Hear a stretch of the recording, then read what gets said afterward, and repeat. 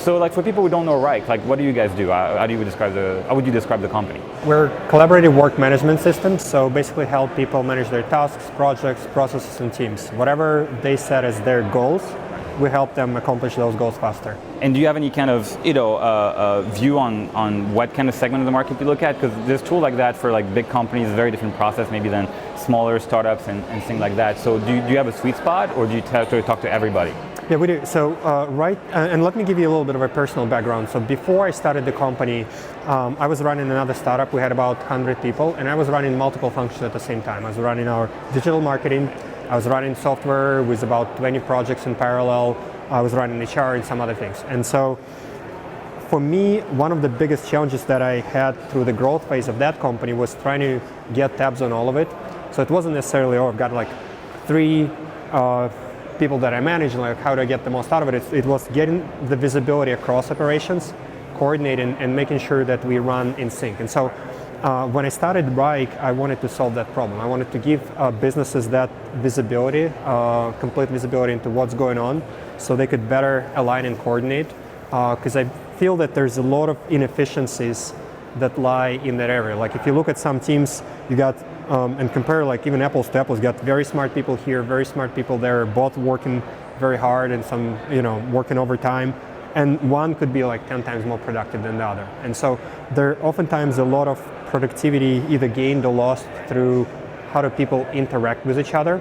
And I feel that the bigger is the team, or the more diverse it is. If you add distributed factor, like somebody is working here versus in New York. If you add multiple functions, for example, in marketing, you got to coordinate designers with marketing communications, with sales, with legal reviews, and so on and so forth. So as you add those complexities, things start falling through the cracks and you lose a lot. So for me, what I wanted to solve on is start small, so that you can use the product even if you're a fairly small team, like 10 people, but help you grow with you and help you solve problems at scale. So even when you're running dozens or hundreds of projects, you can still coordinate nicely and run as a well-oiled machine or kind of a high-performance team. Right. So it sounds like you don't really think about like market segment in terms of size, because you think about the scaling aspect of it, but you maybe think about it more like by function and what kind of tools and help does like a person in this job or in that job need to succeed. Yeah, absolutely. And so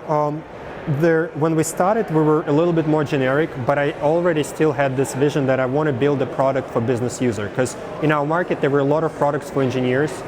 People know Atlassian, there were many others like Pivotal and so on and so forth. And although my background is engineering, I wanted to build a product for business user that would be very friendly, very collaborative. And that was original vision, and it was still pretty horizontal, right? What we've learned later is that works well for early adopters and innovators, because they're super smart, they love your product, they jump in, they figure everything out, and they ultimately learn and know your product even better than you do and come up with all those amazing use cases, and you're like, oh my God, I didn't even know that like you could stretch it to do so much. But then as you scale, and we're right now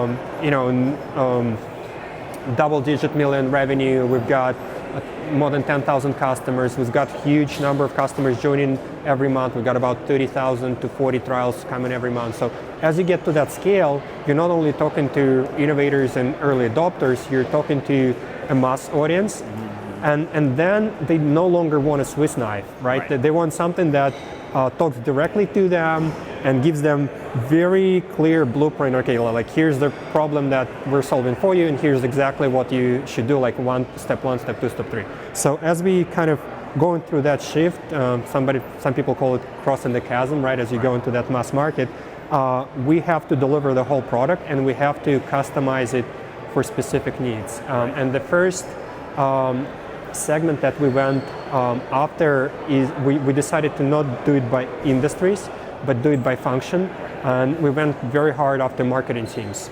And it was both a strategic decision top down, when we looked at this as a huge underserved market where software engineers have tons of tools, versus if you look at marketers, there are 10 million of them, they're doing critical work for the company, their work is almost 100% digital, and they don't have that digital system of record for the work that they do.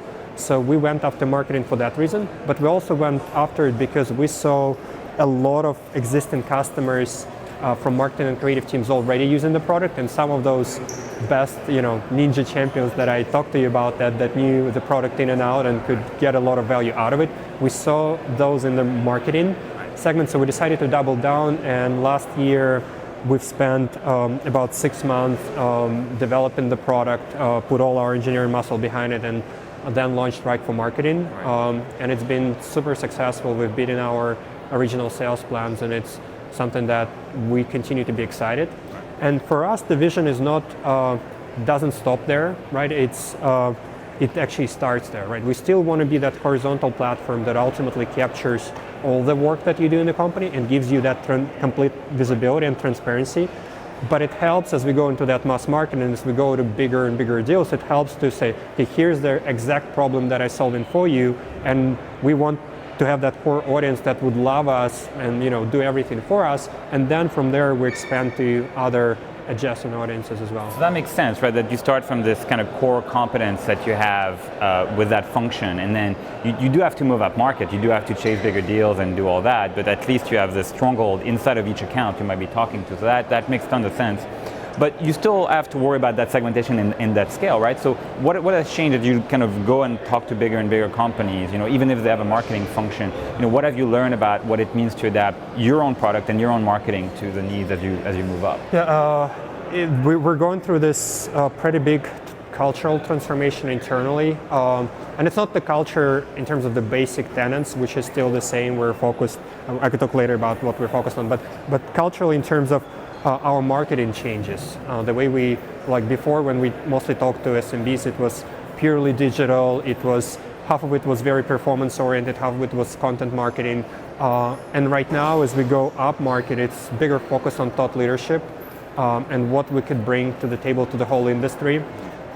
It's also more focused on offline, and like we're a big sponsor of one of the Adobe events and things like that. So our budget changes, our marketing changes. Because of that, we have to go through their hiring kind of growth spur, right? We got to hire the right professionals who could do that. Similar on the sales side, we've nailed down transactional sales in the SMB, where I believe the best in our market who kind of with that capabilities. But now as we move into upmarket and enterprise, we've built strategic account teams. We're doing a lot of things. We're focusing much more on the upsell, because with those large customers, as you come to them, you're still not the top item on the CIO agenda, so you got to prove yourself first. And so there's a big focus on like landing and then expanding to much bigger deals. So there's a lot of transformation that we have to do within the company to support that growth upmarket. And product-wise, you're right that there's some changes that you got to do there, but luckily the core product from day one, it was built for that scalability. So in terms of their core value, it's great. And over the last 2 or 3 years, we built enterprise IT grade support for it. So things like SSO and SAML and going through SOC and HIPAA and all that stuff. So and encryption at rest and all the other good things. So we've done that transformation over the last 2 or 3 years. So I think product-wise, we're already in good shape. It's more about go-to-market. That makes sense. And so it seems like you've kind of tried to do, you really have this base of operation, in having the function kind of, really cornered of like understanding marketing and being able to build from that. It seems like you also are able to expand into upper echelons of the market because you have this SMB base of revenue that you think you can just harness and you've been really good at. And then you also have this technical kind of base of operation where like the product is sound is good and we can add those CIO level features, right, that to make those sales. So what about that traditional one, the industry segmentation? You said you didn't want to go there. Do you think that's going to change in the future? Do you have kind of words of advice for people who are evaluating whether they should segment, their market approach based on industry? Yeah, I definitely think there's a lot of growth opportunities. And for example, we've got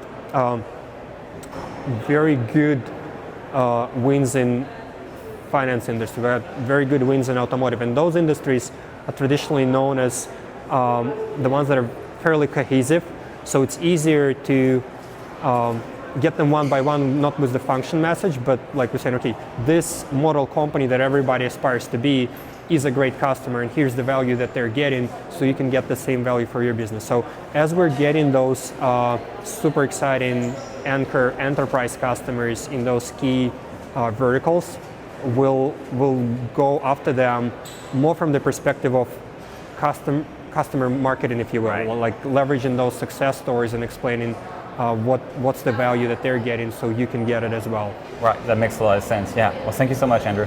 Thank you.